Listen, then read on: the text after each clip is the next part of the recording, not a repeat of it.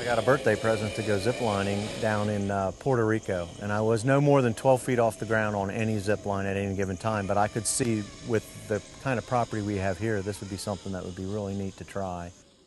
We purchased the property, 85 acres, and basically we just spent 2 years cleaning it up, getting really all the garbage off of it and making the land suitable and putting in trails.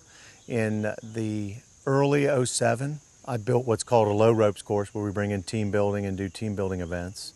And then in the latter part of that year of '08, I built the Zipline Adventures. Next I'm going to get you to go up and out of an airplane. We're only open 8 months of the year in a full season. In '09, we had approximately 2,200 people. And this year, which is finishing the '10 season in a couple months, we hope to have 3,200 people. So about a 1,000-person increase.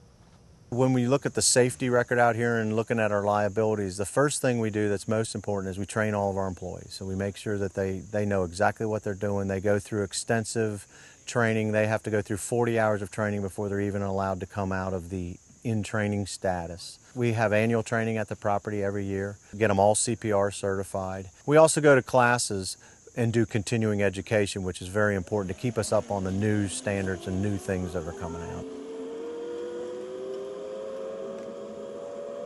It's basically word of mouth and then advertising and radio when we can. It's tough because when you're a small business, to advertise is really a lot of money. So we do a lot of phone calls. We look for a lot of different free type of articles that we can get into the newspaper. Our clientele consists of corporate, youth groups, a lot of scouts. We've had over 55 scout troops come out here, and that's word of mouth. I'm hoping they bring mom and dad back because they really liked it. I just take care of it. I keep it in pristine condition. I plant a lot of trees. I did some warm season grasses because I want to bring back quail and dove to the area because they're basically non-existent because of what's going on in this area. So I have several acres of property just for dove and quail and that type of things. The turkey are plentiful on here. I put plots of foods out for them to eat specifically for the turkey, and they come and eat at it. Deer, the same thing. I plant things. I have certain places where it's just wild things that just the deer and the turkey and all those will eat. Even with my zip lining, you would think, oh, I'm driving everything out of here. I see just as much wildlife as I've ever seen, even with the zip lines in.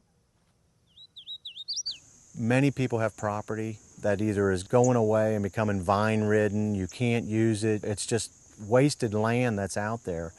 And also in the state of Indiana, where we are, is the tobacco farmers are losing their license to even grow tobacco because we don't need it. So what they need to do is they need to bring in that revenue, figure out different revenue streams. And what I've done here is just giving people an option where you can make other revenue, but you can still enjoy the tranquility and the peace and the wildlife. What the Natural Resources Enterprises does is it gives you alternatives on how can I make my property still make me some income, but protect us in the future.